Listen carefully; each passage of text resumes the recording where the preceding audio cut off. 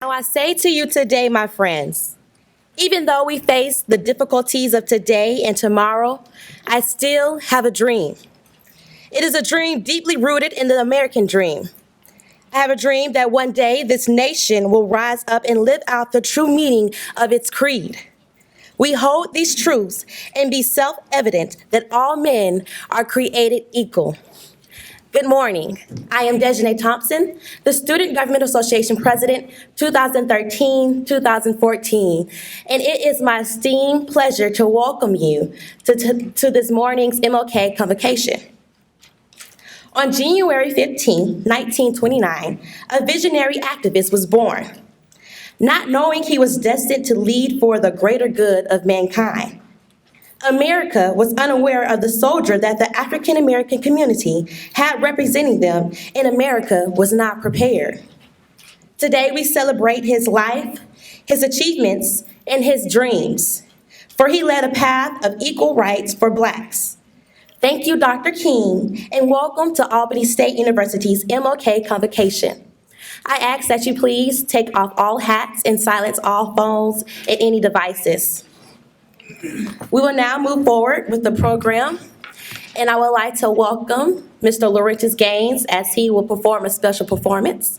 Soon afterwards, we will bring up the introduction of the speaker, who will be Mr. Reverend Perry. Thank you.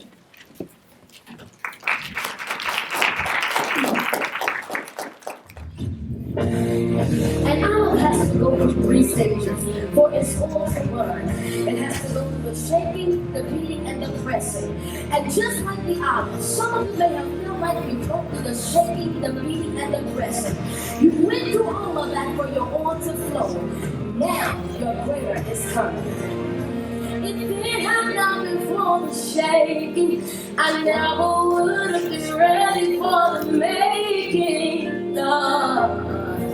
If it had not been for the beating, I would have never knew how anointed I would be. Oh yeah. If it had not been for the pressing, I wouldn't be able to walk into my destiny. He's preparing me, preparing me, preparing me for greater. I feel the shaking in the spirit. I feel the beating in the spirit. Oh, I feel the pressing in the spirit, preparing me for greater. I feel the shaking in the spirit. Oh, I feel the beating in the spirit. Oh yeah, I feel the pressing in the spirit, preparing me for greater.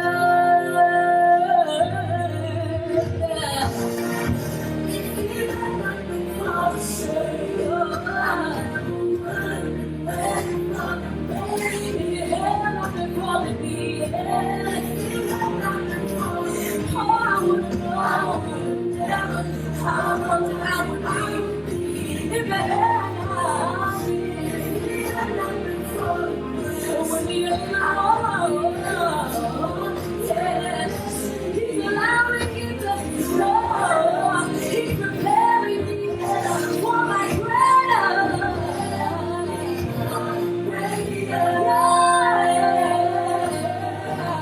I feel the shaking in the spirit. I feel the beating. I feel the pressing. It's preparing me for greater. Yes, it is. I feel the shaking. So do I feel the beating. I feel the pressing.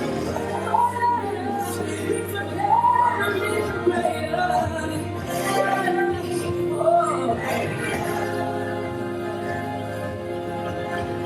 Maybe all the afflictions of the righteous, but the Lord delivered them out. I will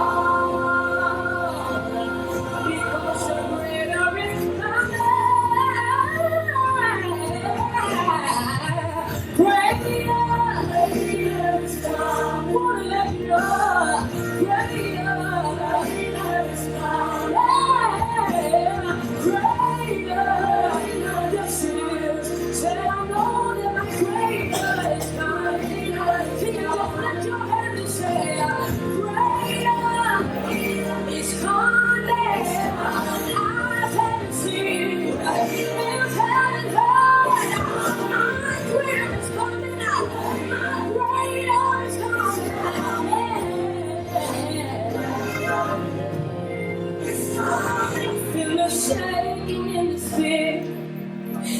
God knows, feel a beating in the spirit.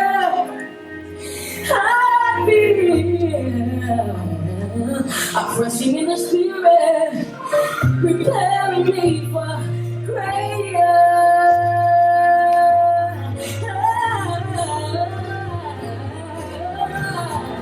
It's time, it's time. Oh, my greatest God.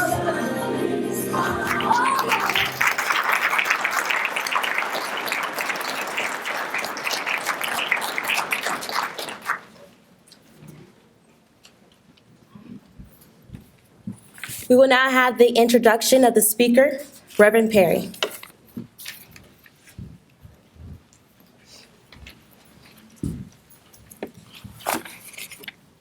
Thank you so kindly. To the Honorable Dr. Arthur N.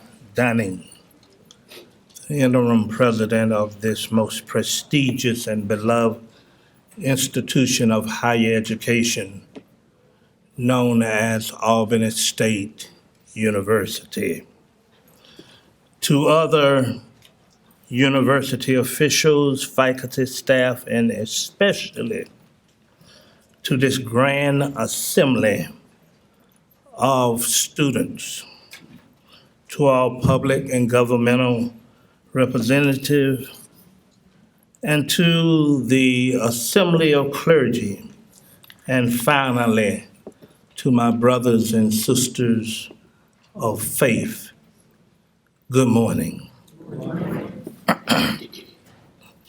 I have been bestowed this Herculean task of introducing the spokesman for this colossal occasion. However, it would be unfair and inhuman to even consider observing a commemorative celebration of grandeur without piercing the pages of history and announcing some of the names of those unsung heroes who was instrumental in bringing Dr. Martin Luther King to Albany. Among these fearless soldiers of faith were names like Attorney C.B. King, Slater King, the Reverend Samuel B. Wells, the Reverend Charles M. Sherrod, Dr. William G. Anderson, and the list continues, far too numerous to name all of them today. Among these icons were a young, courageous activist by the name of the Reverend Horace Clinton Boyd, who opened the doors of his church, the Shiloh Missionary Baptist Church, for the first organized meeting of the students of Albany State College. This band of students would later become known as the Student Nonviolent Coordinating Committee.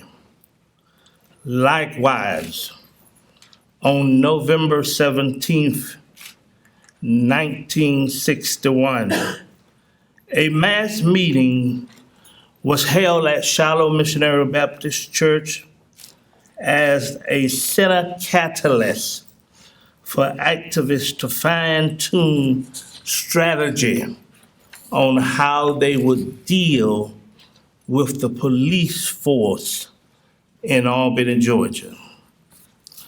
The Albany movement transfixed national attention on Georgia and laid the philosophical groundwork for that historic 1963 march on Washington, D.C.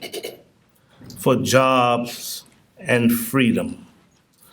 Once again, the Reverend Horace Clinton Boyd and the people of Shiloh were at the forefront in making sure that a central location for meeting was always provided. In addition, Pastor Boyd embraces the record of having the longest pastoral tenure of any current pastor in Dougherty County. In 2013, Pastor Boyd celebrated 56 years of pastoring the beloved Shiloh Missionary Baptist Church. Under his leadership, we continue to grow and unveil new and innovative concepts. Equally noted, Pastor Boyd is a graduate, unfortunately, Morehouse University. Countless awards, certificates, bestowment, and the list goes on and on. In addition, Pastor Boyd has held various local, state, and national positions in the Baptist Association. Therefore, with your permission, please allow me to discontinue this idle chatter and take the liberty to introduce a man who is a curator of the gospel, a friend to the friendless, a guide for those who stand in darkness, and a heart for humanitarian. To those of you who meet him and know him, there is no introduction that I can give except to say to you, what manner of man is this? Ladies and gentlemen, I present our keynote speaker of the hour, the Reverend Horace Clinton Boyd, Senior Pastor, Shiloh Missionary Baptist Church. Thank you.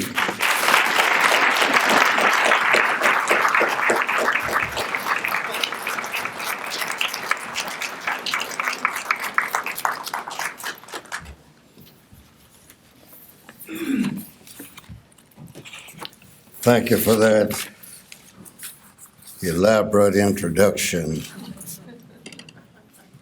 I could have listened to it on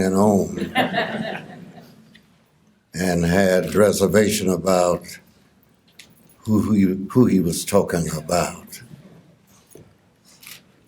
To this esteemed president of Albany State University, staff members, friends, and certainly some of my supporters from Shiloh Baptist Church, where I have been permitted to serve during this particular time. We're delighted to see pastors, and if you don't mind it, I would like for the preachers, pastors, to just stand where we can see you, please. Bethel, all these. You may be seated. Upon being asked to say something today, I thought in terms of identifying myself as I look on the youth. Coincidentally, my wife graduated from here long years ago, when teams were played between Morehouse and Albany State. We would just neutralize our feelings and didn't talk about it. But by the grace of God, we have come a long way. And I have a few things to say before I get into the message in one sense. One is, this is just for me. And this is good for the youth, maybe for adults. Make deposits before you write your check. Now that makes sense. If you don't, it come back with a penalty. Also insufficient funds. Acquire preparation where you be able to produce some quality operation. Prepare first, and then you can operate fluently. Build bridges and roads that's safe for you to travel, but also good for your followers. Between birth and death is all you have, so use it wisely. There are dreamers in the Bible. First of all, Pharaoh was a dreamer. But his dream was about cows and about corn. Joseph was a dreamer. He dreamed about sheaves and about heavenly bodies in the skies. Daniel was a dreamer. And he dreamt about a rolling stone that tore down false kingdoms and took their place. Pilate's wife was a dreamer, and she dreamed about an innocent man. Dr. Martin Luther King was a dreamer about equal opportunities and freedom for all people without any feeling superior to the other. As for me, by the grace of God, I am who I am. I must confess, I'm imperfect. I've made mistakes, yet I am blessed. I came here just like any of you came. Born of a mother, I was naked, I was nasty, and covered with blood. But they cleaned me up, and by the grace of God, I'm here. On November 28th, 1926, the fifth child of the late Ernest Franklin Boyd and Eula Boyd was born in Long County with a place called Ludwig. Yes, Ludwig. Ludwig. Fifth child, but grew up in a God-fearing home. First thing I was taught, good manners. And it's something you can live off. And I was taught that good manners will take you where your money won't. I was taught, show respect to others. Not all of them, but many of them will show respect for you. You know, sometimes you respect folk and they still disrespect you, but show good manners anyhow. Before a meal, grace was offered. And it's a thing that I've always done throughout my life. On Sunday mornings, my daddy would pray for his family and required every child to say a different Bible verse. You had to say something before you ate his food. We were poor and didn't know how poor we were. We lived on a limited budget, but displayed love one for the other.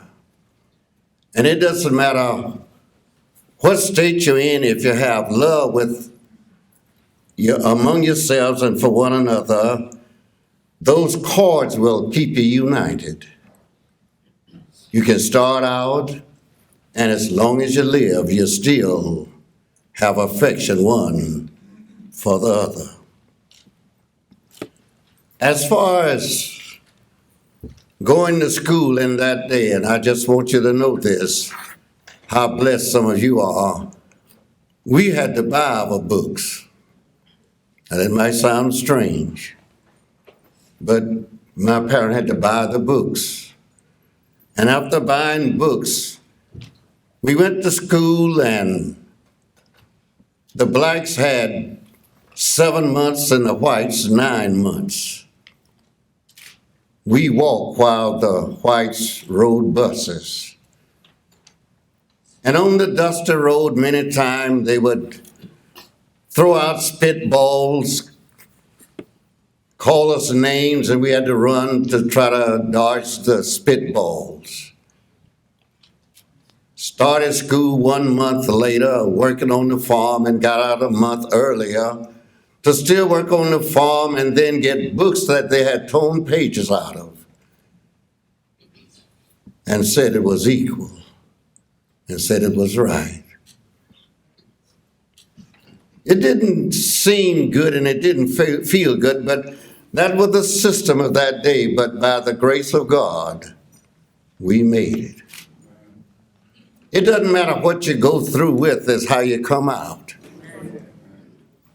And as long as you have God on your side, you can win the battle. There was no middle school in the rural area, in the country where I lived. Splinters, candles, lamps, no electricity, outhouses. But we made it.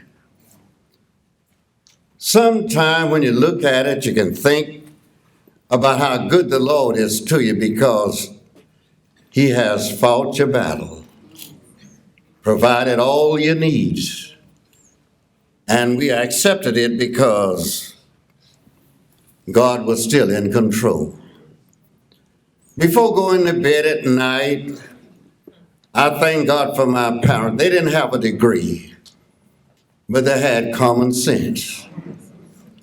They said, before you get in my bed, the first thing you have to wash your foots. We call them feet now, but wash your foots. And didn't have the convenient modern equipment, just in an old tin tub or in a basin. Would wash your foots. And before you get in bed, you had to say something to the one who held control. Say something to the Lord. As children, we were taught, now lay me down to sleep, I pray thee, Lord, my soul to keep. And if I should die, before I wake, I pray thee, Lord, my soul to take, and get up and say amen. But a little later, we had to learn to say our Father. It's good to know that God is a good God. He loves us all. By not having middle high schools in the country, a difficult decision had to be made. We were poor, as I've already stated. Now, the luxury you have now, God bless you, we didn't have not even a suitcase. I had to swallow my pride and take my clothes in a flour sack or stay home. I swallowed my pride, took my clothes in a sack and went to one who lived in the city. The children laughed at me, and I let them laugh and said, it won't be this way always. It's good to have a dream that God will deliver you. He did it one time. He'll do it again.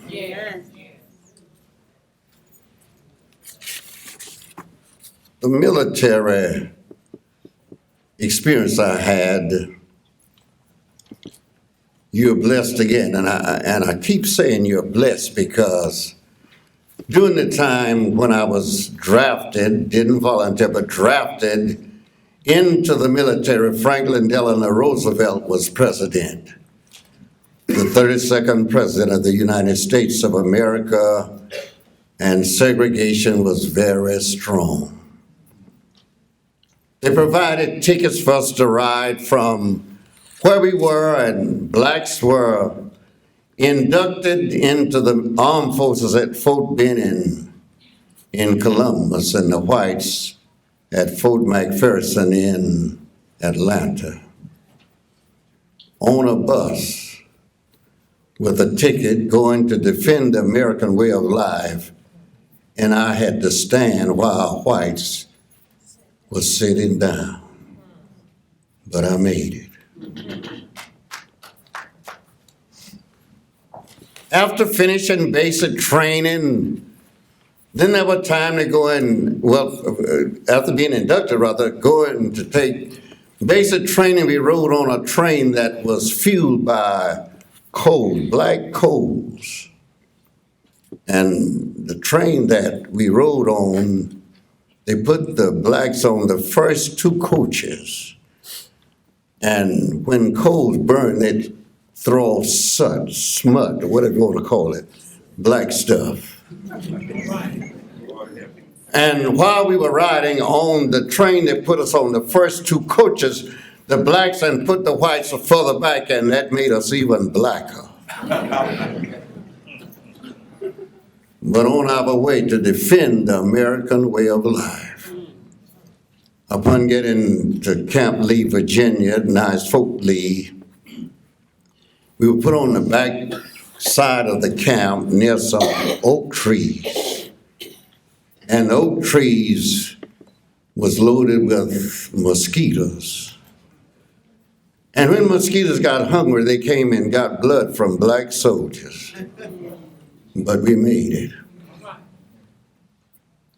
We took up our special training, and during that time, long years ago, I was told that if you take up a certain training as a shoe repairman, you get a promotion. There were whites and blacks. Took this statement that was told to us, a false promise, and after we learned how to repair shoes and all of this stuff, about 2 weeks before we finished getting all the credits we needed, they took 3 of us. And I remember long years ago, Smith, Anderson, and me took the 3 blacks and didn't give us a promotion and transferred us to Camp Stoneman, Virginia. We stayed there a little while, then they gave us another promise and said, if you enlist for another year, we'll give you a promotion. And when we enlisted, they just shipped us back by Columbus, home for 30 days, and then on out to California.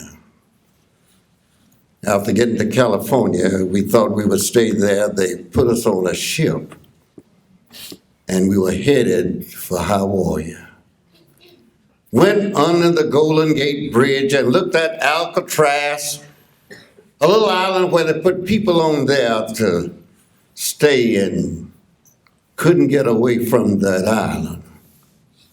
And when we went en route going to Hawaii, around 2,000 miles in a ship.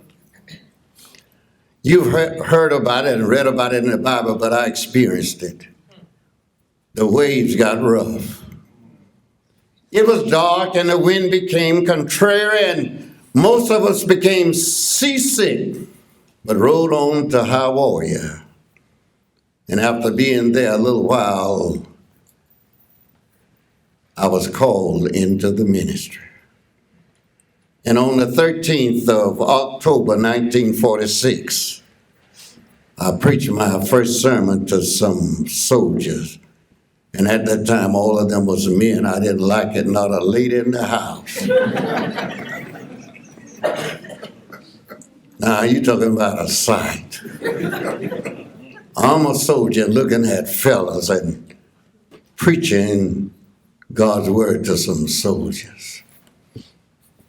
When my time was up and eligible for retirement, or rather to be discharged from the army, it happened while I was in Hawaii, but instead of being discharged in Hawaii, I came back to the United States. Bless your heart, back to Luther. From Hawaii, where they had pineapple and sugar cane and grass skirts. Now, if you hadn't been there, you need to go there.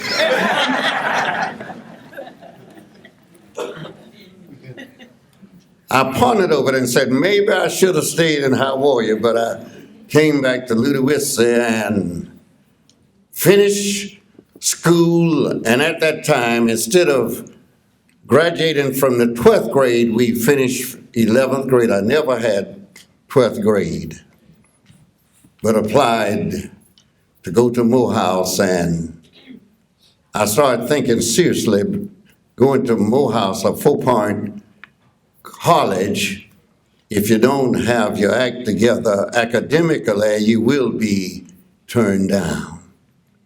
But again, by the grace of God, I made it. I thought about Abraham. We walk by faith and not by sight. Doing my ministry, it was mine to serve, well, up to now, 7 churches. And most of them in the beginning were just one Sunday or maybe a 2 Sunday church. But all of those churches wanted a word from the Lord. The rural churches, the urban churches, all of them wanted a word from the Lord. And there come a time when you have been exposed to the social climate, you need to hear what the Lord wants you to do. I delivered it. And by the grace of God, while I was at Mother Easter in Moultrie, I sent my wife from Moultrie to Albany with 2 of her classmates. And due to the time we were living in, Brother Thompson, sometime there would be harassers on the road, picking at the 3 ladies. And I want you to know it, they were white young men harassing some black young ladies. And when it was reported, they told us they were just having fun. Their lives and destiny threatened, and they having fun and did nothing about it. But again, we made it. In 59, the Shiloh was vacant, and I was invited to come to Albany and to Shiloh, and my predecessors, none of them stayed long. The one that I followed stayed there 2 years and 8 months. The one before that, it was a part-time church. He stayed there 5 years. And the one before that stayed there just 2 years. And I said, well, I'll just go by and spend my 2 years. Got to Shiloh and drank some Doherty County water. That's in 1959, and here it is, 2014, and I'm still here drinking Doherty County water. Let the church say amen. But I made it. Position had been held on the Family's Children's Service. I served on that board for 27 years, and broken families, so many broken families. I was brought up in a family where it was a togetherness. My dad and mother stayed together for better than 60 years, and not trying to imitate them, but my wife and I stayed together 60 years and 10 months before the Lord called her home. But I made it. Back to Martin Luther King. When I came to Albany, the Good Life City had a title but wasn't fulfilled. The police department was lily white. Now I want you to hear this. The sheriff department was lily white. Some of you have jobs as tellers at banks, but at the time, all the tellers was white. The presidents were white. Fire department white. Schools segregated. When we went to the doctor, had room for colored and room for white. They wait on the white patient first and then take you on later. Even the hospital was segregated. And ministers' wives and widows erected a prayer room for the colored women to come in and pray. You couldn't pray for your own folk in a white waiting room. To look at the situation, it was hard, but by the grace of God, we made it.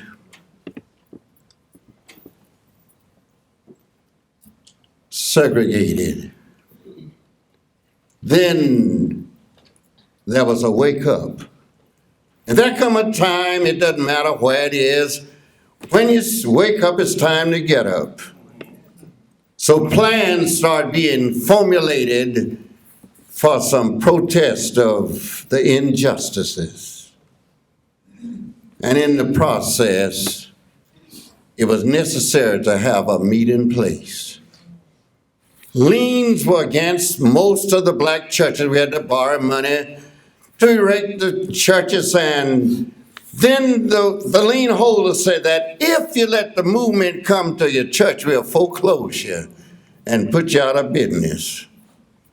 But I want you to know, we took a chance and trusted God. And I hear that if you're going to close it, you just got to close it. Come on to Shiloh, and they came to Shiloh. And I think I deserve a hand.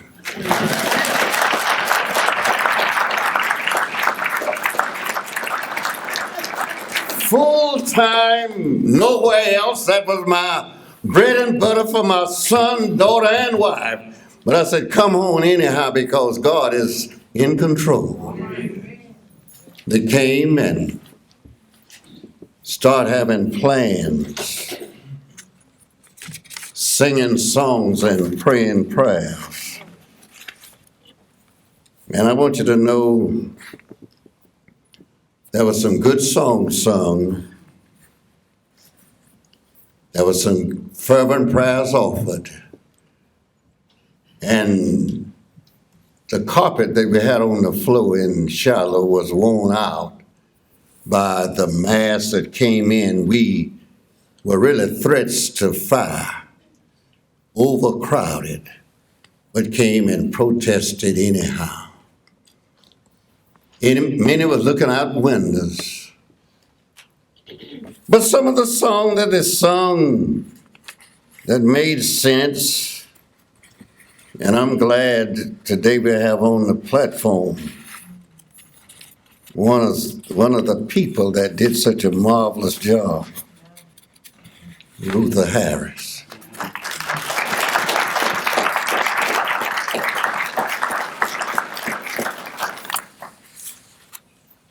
They were saying, I ain't gonna let nobody turn me around. I'm gonna keep on marching to freedom land. They sung songs that made sense. But it had so much taste in it and substance until when they got through singing and praying and all, they were ready to march.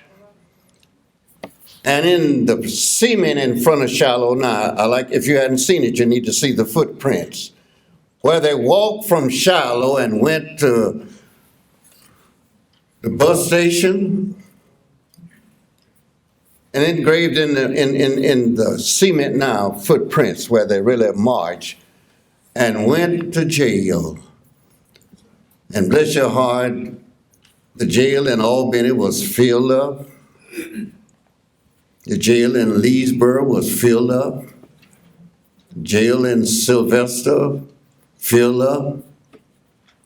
The jail in Camilla was filled up. Dr. King came and went to jail also. Not so much of going to jail, but the desire was to get an audience at the conference table to talk on freedom. After so many had protested and did this violent, nonviolent move, we had a chance to talk. I know some of you heard that it was a failure, but it wasn't. It wasn't a failure. Because today you have not only black tellers, but you have black presidents. Capital City Bank, right downtown, controlled by blacks. We've had 2 black mayors, Willie Adams, who's a member of still a member of Shiloh Baptist Church, the first black mayor, and then you have a black mayor, now not only a black mayor, but a black woman mayor. Look where God brought us from.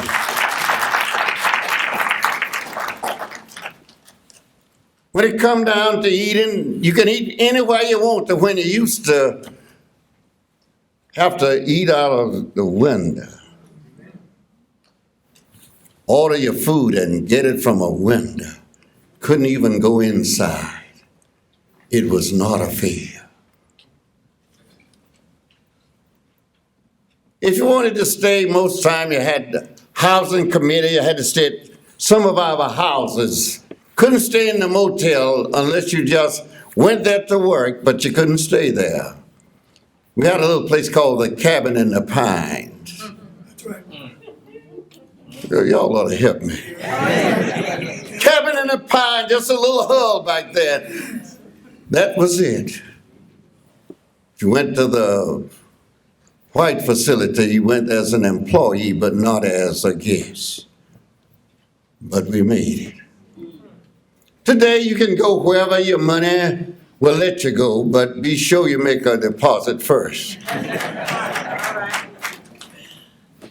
remember once I was in Macon, Georgia, and there was a place where you could order your food. just drive up to the speaker and they'd bring food out to you, and I wasn't aware of how they felt. And I drove up and parked, and they just kept going to white cars and wouldn't come to mine. But the waiters were black, and I don't blame them because they had a job.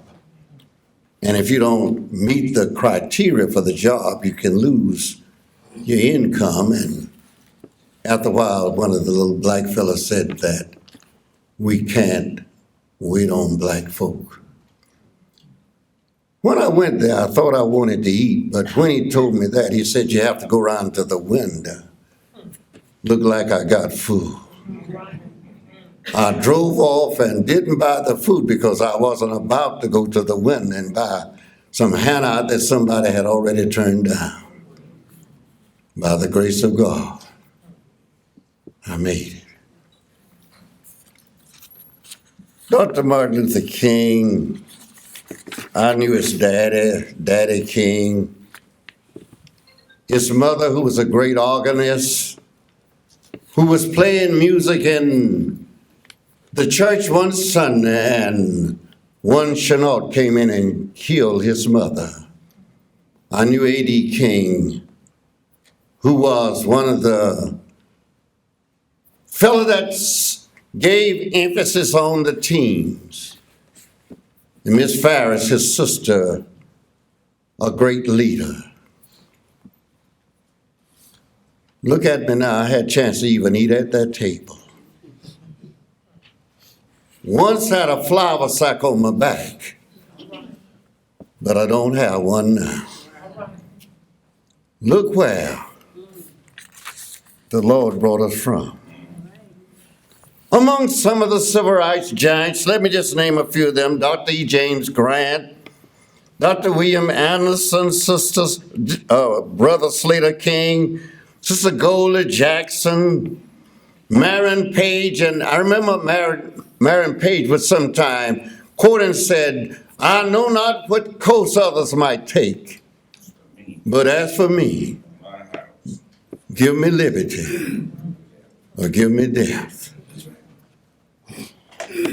Yes, Samuel left a good job and laid his life on the line and never went back to the job because he believed that justice should be served in behalf of all people. Attorney C.B. King, McCree Harris, Emory Harris, Ruther Harris, William A. Thomas, and William A. Thomas was in my senior choir. Amen. Amen. Bo Jackson, Hal the Funds, Dr. Bernice Johnson, she've even spoken here, and then her daddy, J.J. Johnson, the Reverend L.C. McLean, and he was a member of Shiloh also. Late Reverend Jake Edwards Jr., Reverend Richard Jordan, Reverend Ben Gay, who served at Bethel where Dr. Davis is now, and on the list go, but they serve and serve prestigiously. And I thank God that they came this way after Brother King had come and served well. I have this to say in trying to wrap up the stand that he took. He said, if you stand straight, they can't ride your back. And there come a time when you need to stand, and if you don't stand for something, you'll fall for anything. I thank God for the man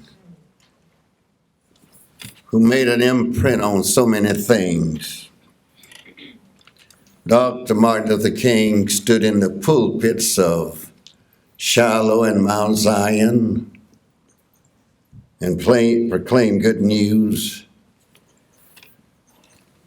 And After leaving and going to other places, he went to Memphis, Tennessee, and made a statement and said, I've been to the mountaintop, seen the promised land, and some strange person shot a bullet and he fell on Lorraine Poach. And today, the body lies in a grave in Atlanta, but his spirit march on. He had a dream. I thank God for the man.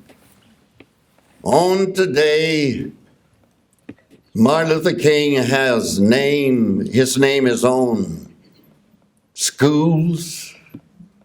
His name is on streets. His name is on boulevards. His name is even on funeral homes. Dr. Martin Luther King. Body lies moldering in the grave, but his truth march on. Keep your hand in the winding chain, and don't let anybody turn you around, and always know that you're somebody. God made us, God loves us, and God sustains us. Before King left, he assured that he was a gospel preacher. I like that about him. He was a leader, but he also was a gospel preacher. And he spoke about a man from Galilee. And we used to sing a song, Do You Know the Man from Galilee? He walks on the water. He calmed the raging sea. Do you know the man from Galilee? He died on a cross, and that was redemption. They buried him in a grave, and he got up, and that was power. He ascended on a cloud, and that was glory. Do you know the man from Galilee? Let me say this, I thank God for my mountains. I thank God for my valleys. I thank God for the trials that he brought me through. If I never had a problem, I wouldn't know he could solve it. But through it all, I've learned. Not heard about it, but I've learned. I've learned to trust in Jesus. I've learned to trust in God. Through it all, I've learned to trust in God. Good evening. Hold up the bloodstained banner.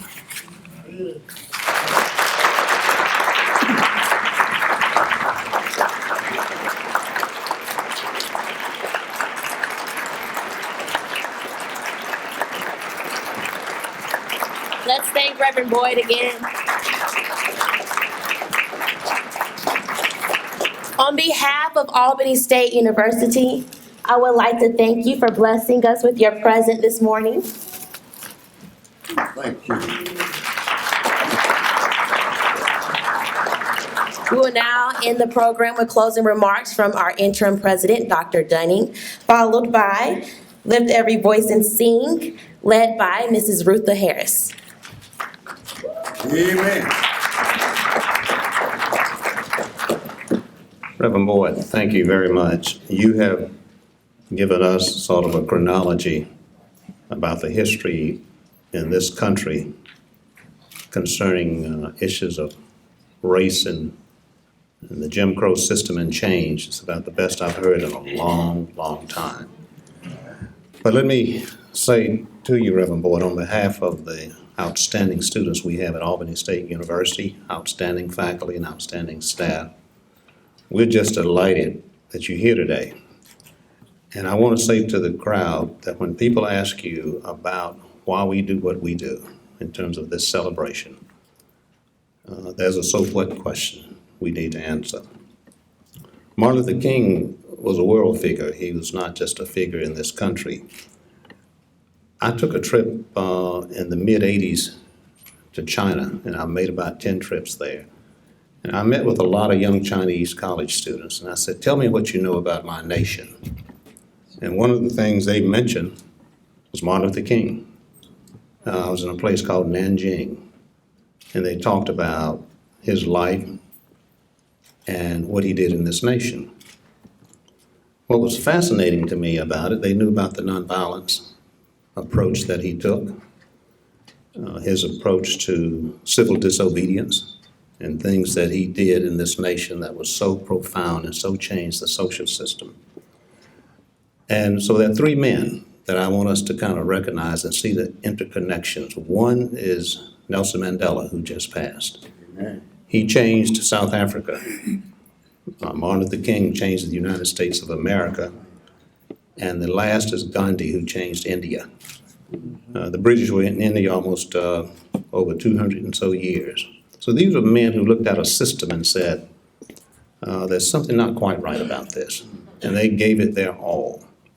And as Reverend Boyd was talking, I was thinking when I was just a teenager on my way to East Asia and encountered the Jim Crow system in my uniform, U.S. Air Force uniform. I was in a little town called Grove Hill, Alabama, on a Greyhound bus. I had a duffel bag, and everything I owned was in that duffel bag. And I stopped, the bus stopped for a restroom stop. And I got off to go in through the front, and a lady came up and blocked my entrance and said, you can't come in, you can go around to the back. So I went around to the back, and there was a garage. So you went on a car where the oil was being changed. And so I walked under that car and walked through a small door where they were able to hand out a Coke or a hamburger to you. And with the same sort of feeling that Reverend Boyd had, as I was a teenager on my way to East Asia to serve this nation. And I chose to get back on that bus. And what we're describing, and I want you students to read this, it's called the Jim Crow system. It's a racial caste system that lasted in this country from about 1870s to about 1965. The Voting Rights Act, the Civil Rights Act, 64 and 65, ended the racial caste system in this nation called Jim Crow. And the reason that system came into being, we had the Civil War from 61 to 65, 1861 and 1865. Once federal troops left the South, this system was put in place called the Jim Crow system. And it lasted close to 100 years until men like Martin Luther King said, that's about long enough. It's time to stop that. So you students need to kind of understand the sort of political, economic, and social framework that allowed this stuff to happen that Reverend Boyd is talking about. People understood this a long time ago. If you look at some of the letters that that Jefferson and Adams wrote, Adams said, you know, there are two things we can do right now. We can create this nation called the United States of America, move these colonies to a country, and we can get rid of slavery, but we can't do both. They chose to create the nation, and Adams said, we're going to leave slavery for future generations to handle. They left it, and the Civil War came along with the Emancipation Proclamation to end that. So as students, you're here to learn, and we need to be tellers of stories, which is what Reverend Boyd has just done for you. But those stories are around a political, economic, and social framework that you need to know and understand so you know how we got here and why this is important. When I was finishing my last 2 years in service, I was at Maxwell Air Force Base in Montgomery, Alabama, and that was the year of the Selma to Montgomery March. And we asked our commander to go see if we could go down when Martin Luther King was behind St. Jude High School, which is across from George Washington Carver High School, which is a public school. St. Jude was a Catholic school for African Americans. And Martin Luther King came and spoke that night after the March of Montgomery. He was going to go down the next morning to petition Governor Wallace. But at that session was Harry Belafonte, Tony Bennett, and a number of people who were there to celebrate after that walk. And what was fascinating to me, again, as a teenager, is to hear this man preach And Reverend Boyd, he could preach the gospel like nobody else. But he took the aspirations of generations of African Americans, and he was able to put that into words where all people could do is say, amen, speak it, that's right, yes, sir. You could hear this call and response that's part of our heritage and part of our culture.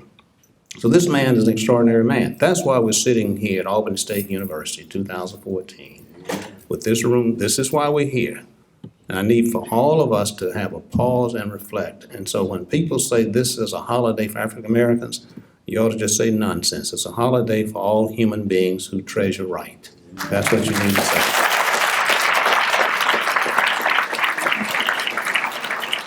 Let me close by speaking to the students.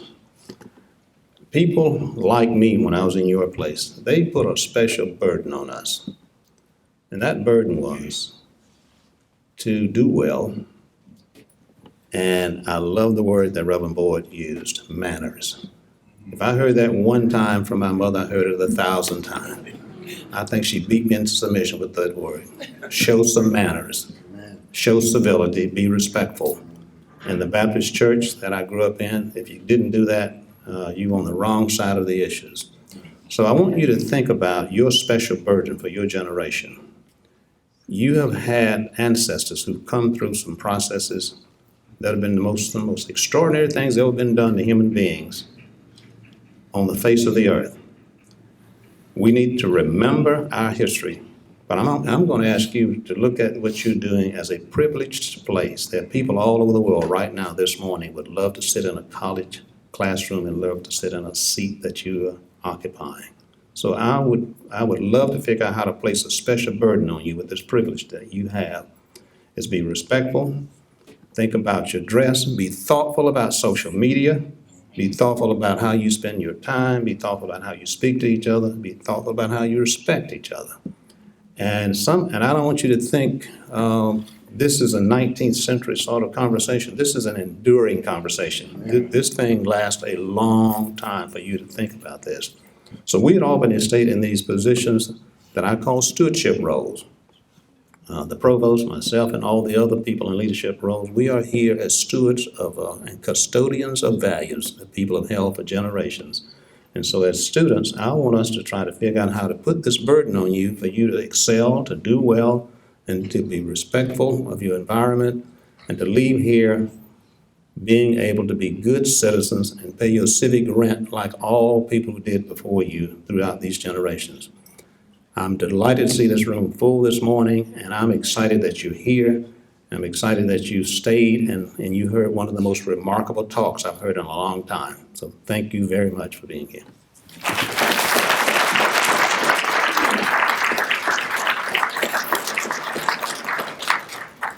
Good morning. Let us all stand, please.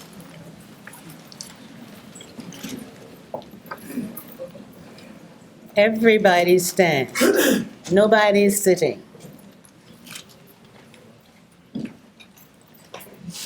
Lift every voice and sing till earth and heaven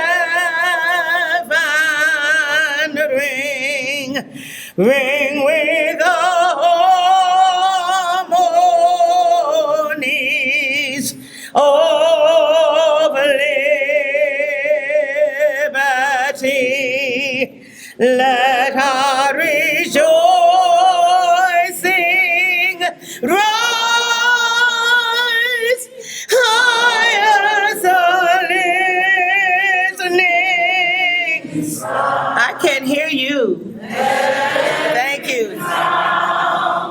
Loud as a rolling sea, sing a song full of the faith that the dark past has taught us.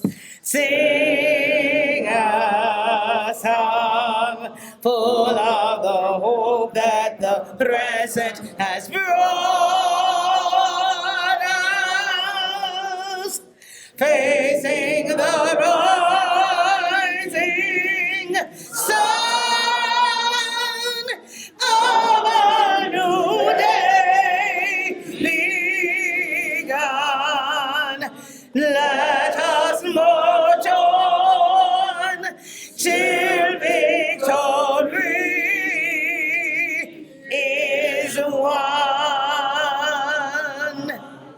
Thank you for your voices.